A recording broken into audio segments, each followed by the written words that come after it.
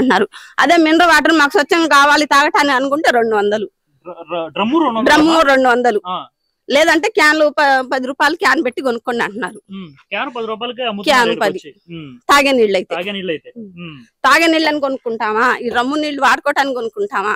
చిన్న పిల్లలు ఉన్నారు, వాళ్ళు కూడా ఊళ్ళకి వెళ్ళిపోయారు, పిల్లలు ఉండలేక. నీళ్ల సమస్య వల్ల, మెయిన్ నీళ్ల సమస్య వల్ల ఇక్కడ నుంచి పిల్లలు వెళ్ళిపోయారు. ఎండాకాలం వచ్చి మేము తినటానికి లేదు, పని చేసుకోవటానికి ఎండాకాలం పని లేదు, వాడుకోవటానికి నీళ్లు లేవు, ఇంకేం దీన్ని పట్టుకోమంటారు మీరే చెప్పండి. ఇక్కడ మేము దాచిపెట్టడానికి అబద్ధాలు చెప్పడానికి ఏం లేదు, కళ్ళకు కట్టినట్టు మీ వాస్తవం చూసుకోండి. ఇదిగోండి రమ్ములు. మాకైతే నీళ్ల సమస్య బాగా ఉంది.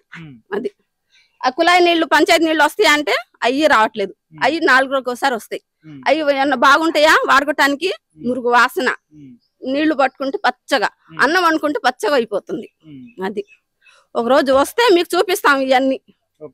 అన్నం వండైనా చూపిస్తాం, చూపిమంటే ట్యాబ్ నీళ్ళు ఉండే చూపిమంటే అవి కూడా చూపిస్తాను. అది మాకు ఎవరన్నా వచ్చి అధికారులు వచ్చి చూసి మా పరిస్థితి ఇది అని చెప్తున్నాము, వచ్చి మీరు బాగా మమ్మల్ని చూసుకుంటే ముందు మీరు కూడా బాగుంటారు. అది మా సమస్యల్ని మీరు గుర్తిస్తే మీరు బాగుంటారు.